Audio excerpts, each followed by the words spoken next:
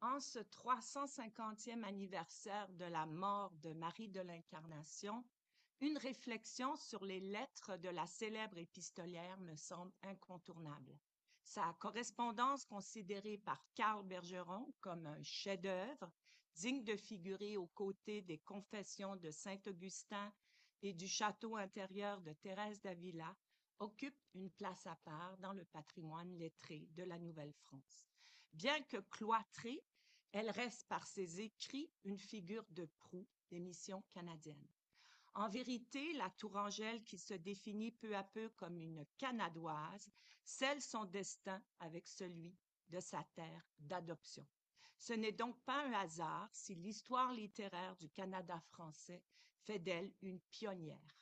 Son engagement de tous les instants dans la survie de son monastère et plus largement de la colonie lui vaudra le titre de mère de la Nouvelle-France.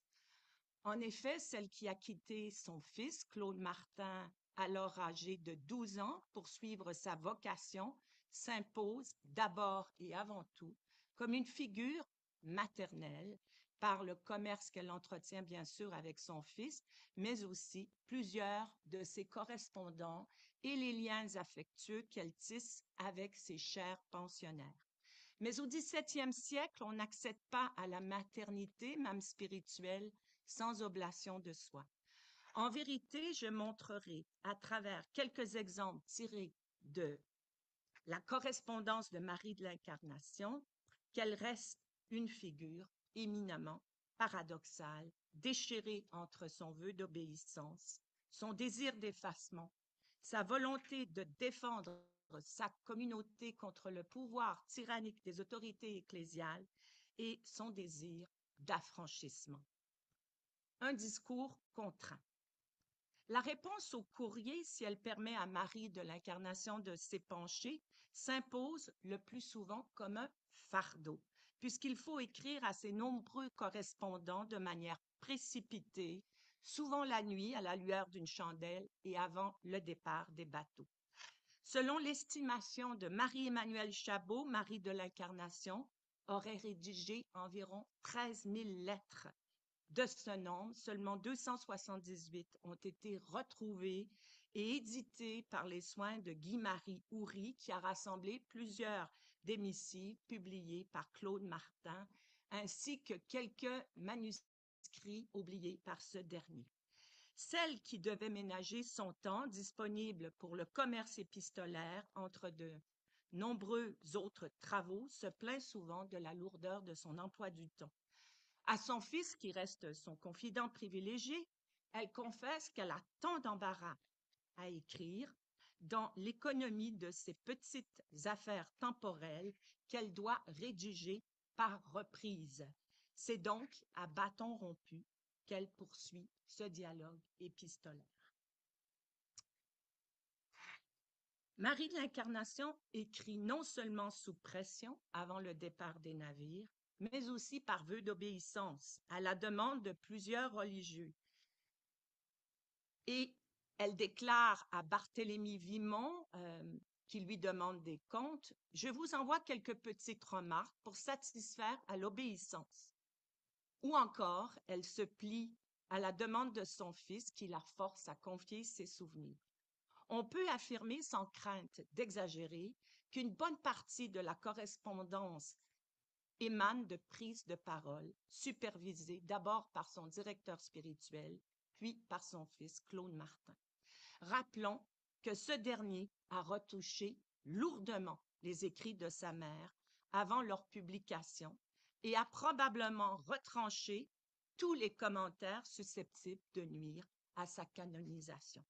Aux pressions extérieures s'ajoute encore l'autocensure. Marie de l'Incarnation ne saurait faire preuve d'une entière liberté, comme elle le dit à la mère Ursule de Sainte-Catherine. Il y a bien des choses que mon impuissance ne peut vous dire. Songeons encore que Monseigneur de Laval avait ordonné que le courrier des religieuses soit décacheté, ainsi que Marie de l'Incarnation le précise à cette même destinataire. La prudence et les convenances, la contraignent encore de dire à demi-mot ce qu'elle pense de crainte de susciter des critiques. Voilà pourquoi Marie de l'Incarnation insiste souvent sur le caractère secret de certaines de ses lettres et de ses écrits intimes et compte sur la discrétion de ses destinataires, comme le prouve sa réplique au jésuite Joseph-Antoine Poncet, qu'elle supplie de détruire une lettre dans laquelle elle fait état de ses expériences mystiques.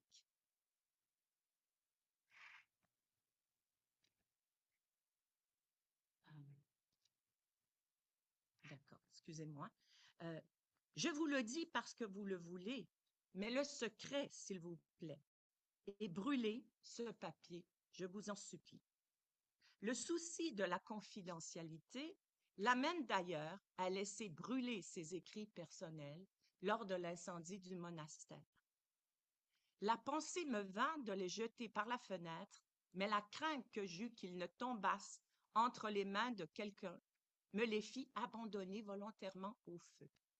À l'inverse, l'Ursuline se précipite pour jeter par la fenêtre les documents de sa communauté. Le traitement distinctif que la religieuse réserve à ses écrits autobiographiques et aux mémoires de sa communauté illustre bien le double standard dans son esprit qui oppose l'intérêt individuel au collectif. Missionnaire de l'ombre. Cette répugnance à parler d'elle-même coïncide avec un désir réitéré d'effacement. Patricia Smart a vu juste quand elle note chez Marie de l'Incarnation une volonté constante d'anéantissement. Pour bien goûter la vocation du Canada, il faut de nécessité mourir à tout, écrit l'Ursuline à la supérieure du couvent de Tours, peu après son arrivée au pays. Cet oubli de soi se décline encore souvent avec le sentiment de sa propre bassesse. Aussi n'est-ce pas un hasard si l'Ursuline évoque constamment ses faiblesses, ses imperfections qui la rendent, selon elle, indigne de sa vocation au Canada. Chantal Terry voit ses aveux comme une simple précaution rhétorique, issue, je la cite, de la modestie affectée, imposée par des institutions misogynes et sexistes. Or, je ne suis pas sûre de la suivre à ce propos, tout comme quand elle affirme que l'Ursuline se présente elle-même dans ses écrits comme un sujet héroïque. Si valorisation il y a dans les lettres de Marie de l'Incarnation, c'est celle de son ordre, non de sa personne. L'effacement de soi est vu non pas comme une marque de soumission imposée aux religieuses, mais comme un indice de perfection chrétienne. Ainsi, l'Ursuline observe que plus l'âme s'approche de Dieu, plus elle connaît son néant. Loin de se plaindre de rester dans l'oubli, la religieuse y voit le cheminement tout naturel pour vivre pleinement sa foi. À l'opposé des ouvriers de l'Évangile, comme elle les appelle, Marie de l'Incarnation se dessine dans ses écrits telle une missionnaire de l'ombre, rôle dont elle semble s'accommoder parfaitement. À son directeur spirituel, Raymond de Saint-Bernard, qui lui présente d'abord les difficultés de son projet, elle répond « Faites-moi la grâce, mon très cher Père, de prier notre Seigneur pour moi, afin qu'il lui plaise de ne me pas rebuter, car on met une pauvre sœur comme moi derrière la porte. C'est ma place, et je l'agrée fort volontiers. » Ces paroles annoncent bien la carrière canadienne de Marie de l'Incarnation, qui œuvre vaillamment derrière la clôture.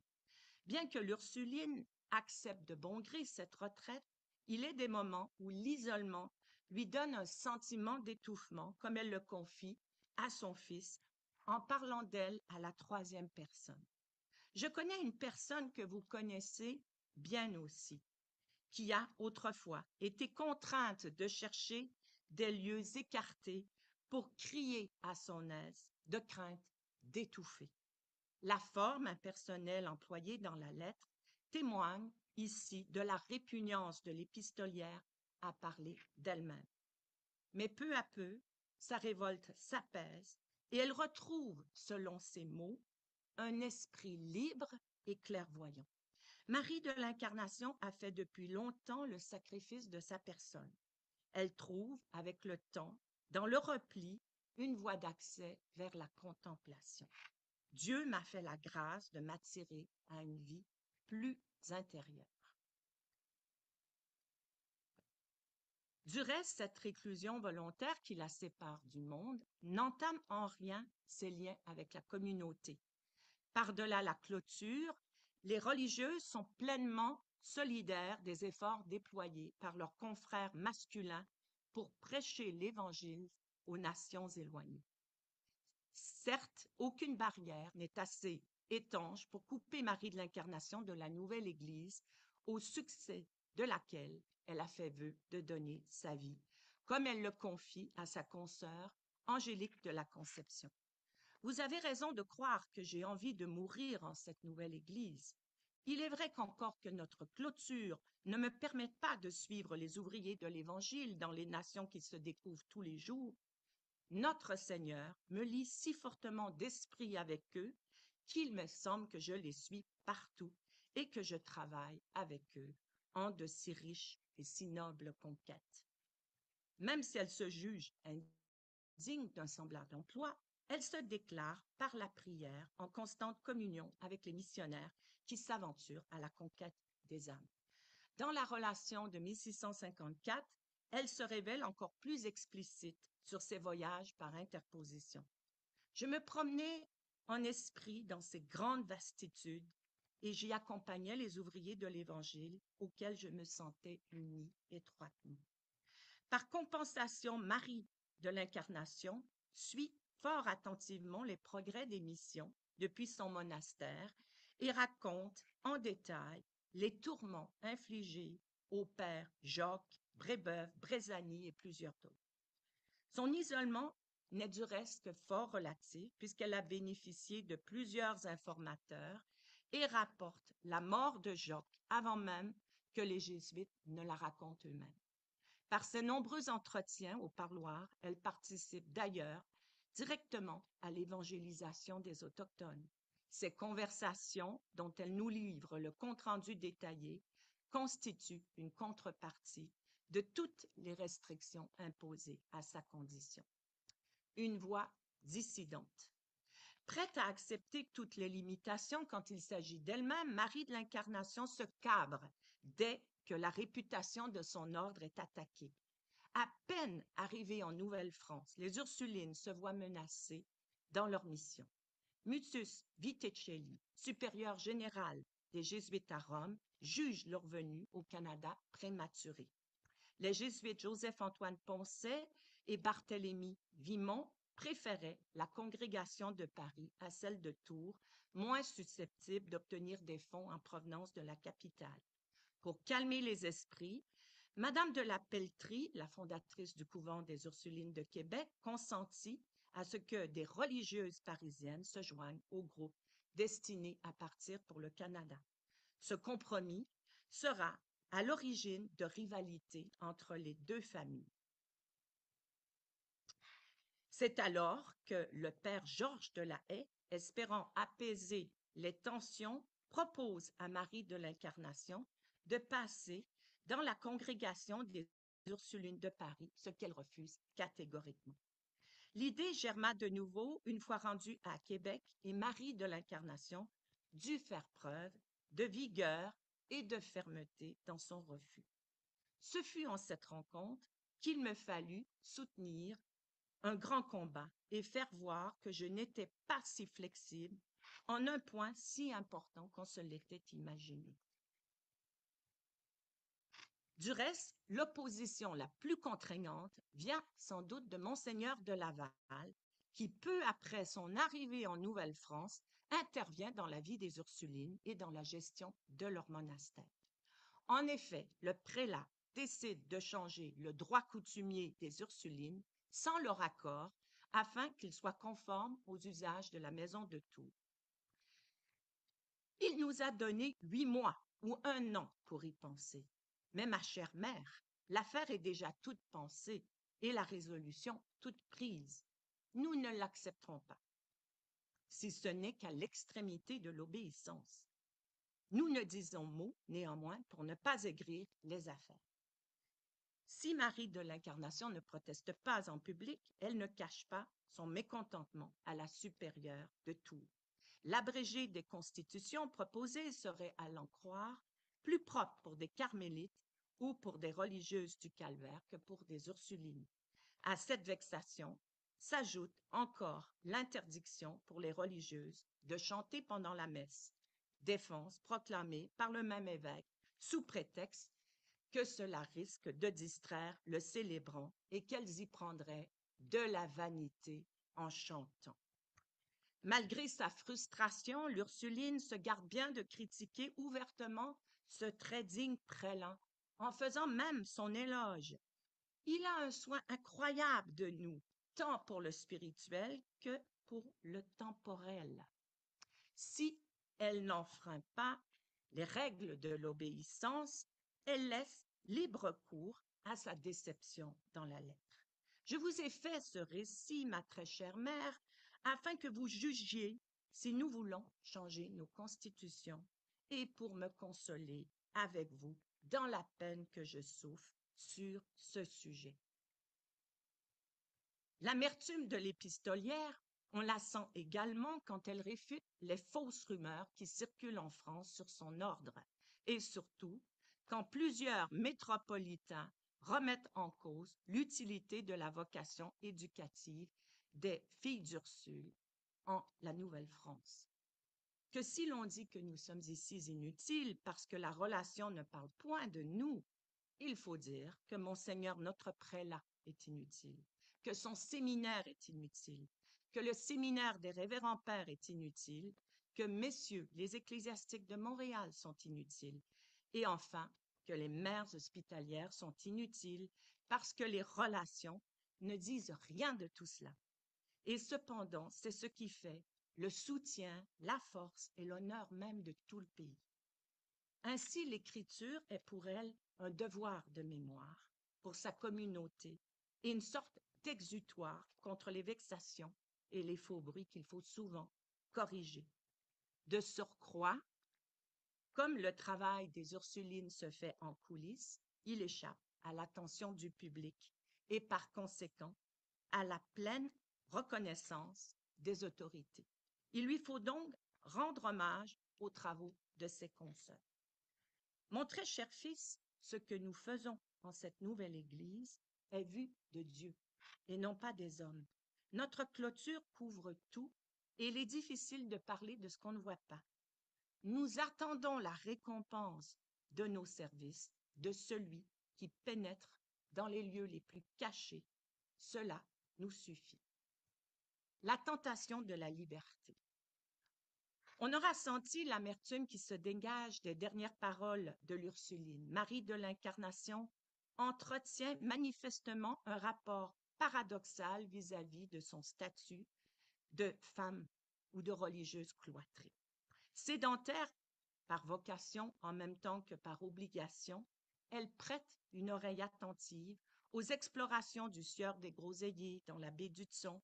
Elle décrit encore avec indulgence ces pensionnaires huronnes ou montagnaises qui transgressent la clôture et grimpent comme des écureuils leur palissade qui est haute comme une muraille et vont courir dans les bois. La liberté de mouvement des Amérindiennes n'est pas sans exercer un certain attrait à ses yeux, ainsi que le montrent plusieurs de ses lettres. Et je ne donnerai qu'un exemple. Les femmes et les filles canotent comme les hommes. Semblablement, Marie de l'Incarnation loue la conduite de Madame de la Peltrie qui circule à son gré dans différentes régions du pays. Elle applaudit à son zèle hors du commun qui l'a conduit à visiter la mission de Tadoussac en 1644 et à vivre isolée avec une compagne dans une petite cabane des Corses, ne craignant pas les fatigues pour faire avancer la gloire de Dieu. Elle excuse encore ses nombreuses escapades par son aversion de la clôture et son statut de laïque. Certes, l'installation de sa protectrice à Montréal et sa décision d'y transférer les meubles du monastère de Québec la chagrinent, mais elle se garde bien de la critiquer ouvertement. De vous dire que notre bonne fondatrice a tort, je ne le puis selon Dieu. Car d'un côté, je vois qu'elle n'a pas le moyen de nous assister étant séparée de nous, et son bien n'étant pas suffisant pour l'entretenir dans les voyages qu'elle fait. D'ailleurs, comme elle retourne dans le siècle, il est juste qu'elle soit accommodée selon sa qualité, et ainsi nous n'avons nul sujet de nous plaindre si elle retire ses meubles.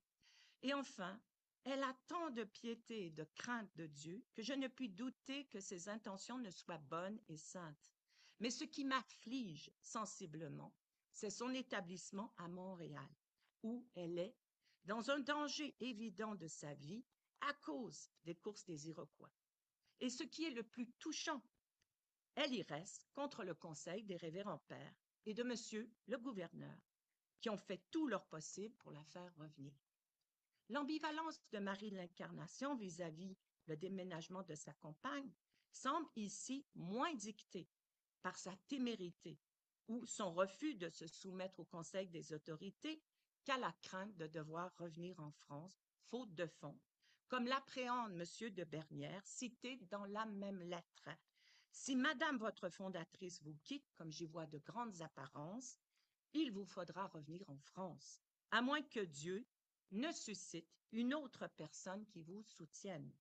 Cet appel indirect est lancé à Mademoiselle de Luynes, l'une des bienfaitrices des Ursulines, à qui la lettre est adressée. Du reste, la relation de Marie de l'Incarnation avec Madame de la Peltrie est exemplaire des tiraillements de l'épistolière, partagée entre les convenances sociales, son vœu d'obéissance et un désir latent d'émancipation. D'un côté, elle réprouve manifestement la témérité de sa compagne, de l'autre, elle admire ouvertement son esprit rebelle, voire son insubordination. Malgré quelques malentendus, les deux femmes se montrent souvent complices. C'est pourquoi la religieuse demande notamment à Madame de la Peltrie d'envoyer en cachette des reliques des missionnaires martyrs à son fils Claude Martin, faisant fi des réticences des Jésuites, et salue l'indépendance de sa bienfaitrice qui reste, contrairement à elle, libre de ses actions. Assez paradoxalement, sa vision prémonitoire du Canada, alors on a beaucoup commenté cette vision, par laquelle Marie de l'Incarnation légitimise sa vocation missionnaire et son départ pour le Nouveau Monde, la présente par rapport à Madame de la Peltrie dans une position spatiale inversée. Alors que la Vierge leur apparaît, toujours selon cette vision, pour les guider dans leur périple, Marie de l'Incarnation fut la plus agile à s'élancer à elle et à étendre les bras qui s'étendaient jusqu'aux deux extrémités de la loge où elle était assise. Sa compagne, cependant, demeura appuyée en un lieu qui était à côté. Ainsi, la religieuse cloîtrée fut la première à s'aventurer dans ces vastes espaces et sa compagne reste en retrait à regarder la scène. Aussi, est-ce l'Ursuline, plus audacieuse, qui recevra un baiser de la Vierge, preuve de son élection divine et de son rôle crucial dans la mission canadienne. Et je conclus maintenant très rapidement. Donc, cette étude, bien que fort fragmentaire, montre la relation paradoxale que Marie de l'Incarnation entretient avec l'idée même de liberté. Celle qui accepte sans rébellion l'assujettissement à un confesseur et toutes les contraintes personnelles s'associe par la pensée et la prière aux missionnaires parcourant les forêts, comme elle le raconte dans ses écrits spirituels. Mon corps était dans notre monastère, mais mon esprit, qui était lié à l'esprit de Jésus, ne pouvait être enfermé. Bien plus que d'errer en esprit, cette missionnaire immobile, qui se révèle autant une femme d'action qu'une contemplative, se dit prête à partir où la volonté de Dieu l'amènera. Si on me disait, il faut maintenant partir pour aller aux Indes ou à la Chine ou aux Iroquois, afin d'en apprendre la langue et de travailler à leur conversion, me voilà prête, mais je ne suis pas digne de ce bonheur. Éternelle recluse, elle s'identifie encore dans la relation de 1633 à un oiseau en l'air, car l'union mystique avec Dieu abolit, selon elle, toutes les barrières. Sans doute a-t-elle compris que la véritable liberté réside non pas dans l'insoumission ou la fuite dans l'espace, qui la séduisent d'abord dans un premier temps, mais dans l'effacement. Comme elle le dit dans une autre de ses lettres, l'âme unie à Dieu se manifeste d'une façon qui la rend libre et seul l'amour-propre a servi l'être humain. À la libre circulation, Marie de l'Incarnation oppose la liberté intérieure, acquise au prix de constants renoncements.